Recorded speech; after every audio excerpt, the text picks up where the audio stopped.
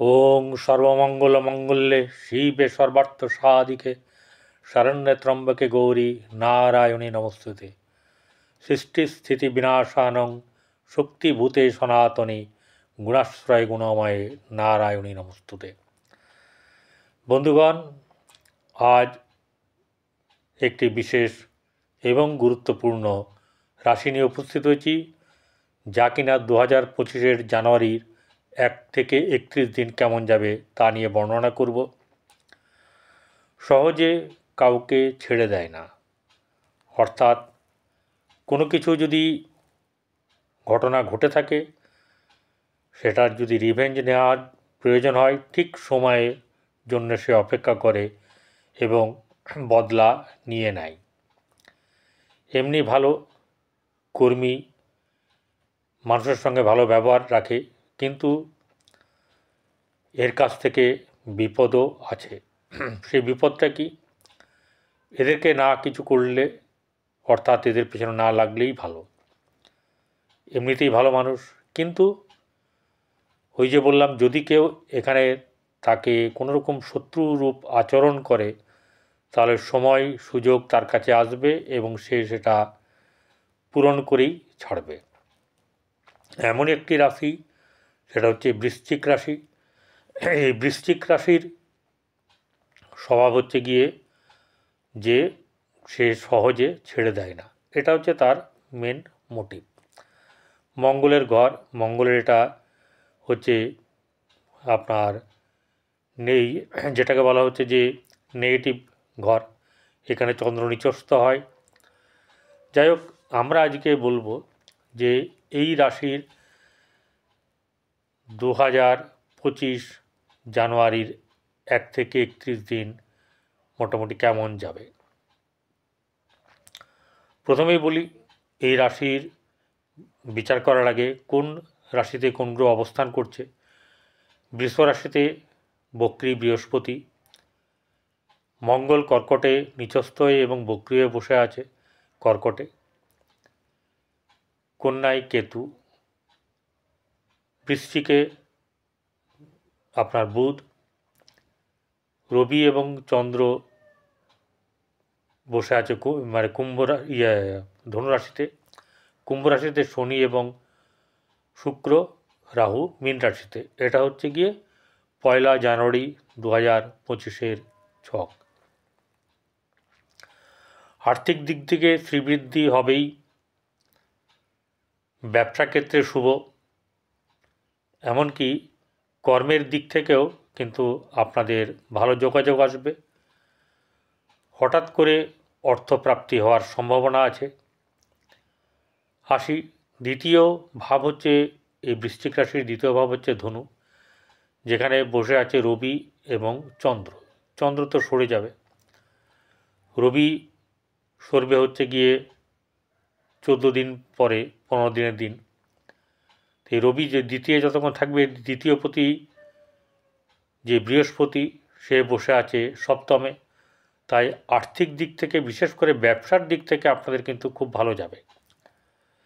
বিশেষ করে কাপড়ের ব্যবসা, গয়নার ব্যবসা এবং আপনার রেস্টুরেন্ট, হোটেল, এসব দিকে কিন্তু ভালো চলবে। দ্বিতীয় ঘরের অধিপতি বৃহস্পতি সপ্তমে বসে আছে, তাই আর্থিক দিক থেকে শ্রীবৃদ্ধি কিন্তু হবেই। এবারে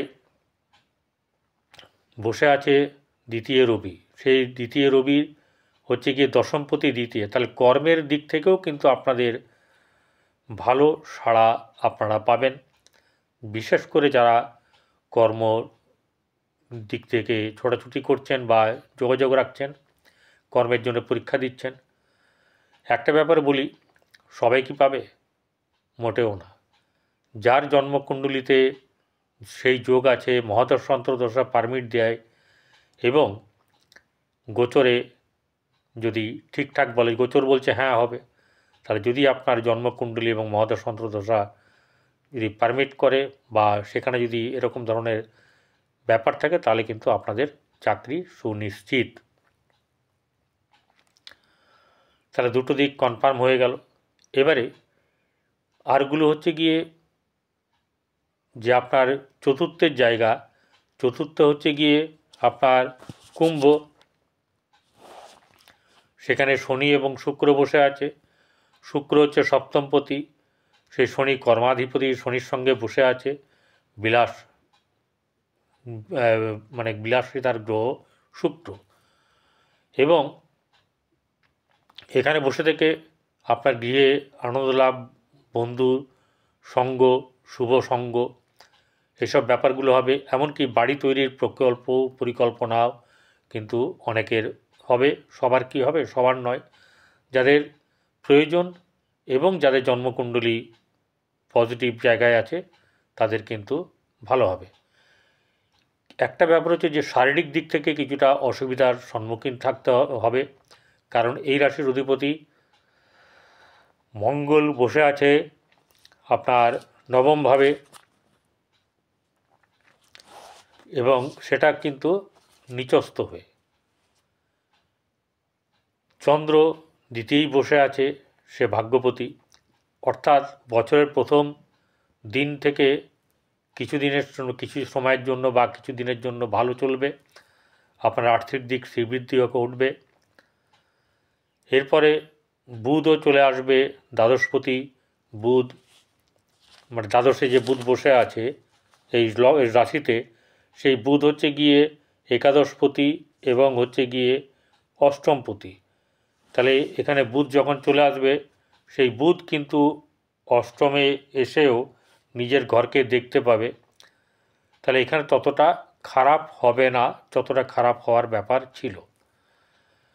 পঞ্চম জায়গায় রাহু বসে আছে, হঠাৎ করে অর্থপ্রাপ্তি, লটারির যোগ, এরকম ধরনের কোনো কিছু ফাটকা কিছু পেতে পারেন, তবে সবাই পাবেন না। লটারি কাটতে আমার কথাতে যাবেন না, কারণ লটারি একটি বাজে নেশা। আজকে পাইনি কালকে পাবো, এইটুকুতে হয়নি আরেকটু কাটি, সেই জন্য আমি লটারির দিকে যেতে বারণ করি। শেয়ার মার্কেটে ভালো লাভ হবে, কিন্তু একটা ব্যাপার হচ্ছে ধৈর্য এবং যাদের অভিজ্ঞতা আছে বা অভিজ্ঞর পরামর্শ নিয়ে কাজ করতে পারেন, অথবা নিজের বুদ্ধিতেও কাজ করতে পারেন, সেক্ষেত্রে লাভ আসতে পারে। কিন্তু আপনাকে একটা জিনিস বুঝতে হবে যে সব সময় কিন্তু লাভ পাবেন না, কারণ কিছু কিছু সময় আপনার যে লাভ হবে তার ডবল ট্রিপল টাকা আপনার বেরিয়ে যেতে পারে, কারণ রাহু হচ্ছে যেমনি দিতেও জানে তেমনি নিতেও জানে। সেক্ষেত্রে কিন্তু সাবধানতা অবলম্বন করতে হবে। যদি আপনারা দেখেছেন যে কিছু লাভ হয়েছে, সঙ্গে সঙ্গে সেটা নিয়ে এসে আপনার কোনো না কোনো জায়গায় আপনি সেটাকে রাখুন, কাজে লাগান, সেখানে কিন্তু চট করে যাবেন না। আবার একটা জিনিস হচ্ছে গিয়ে এই রাহুর তো নেশা করাই এসব দিকে, তাই এখানে কিন্তু আপনার লাভ যেমনি হবে লসও তেমনি হবে। যদি লটারি কাটতেই হয়, যারা কাটেন তাদের কথা বলছি, যারা কাটেন না তারা কাটতে যাবেন না।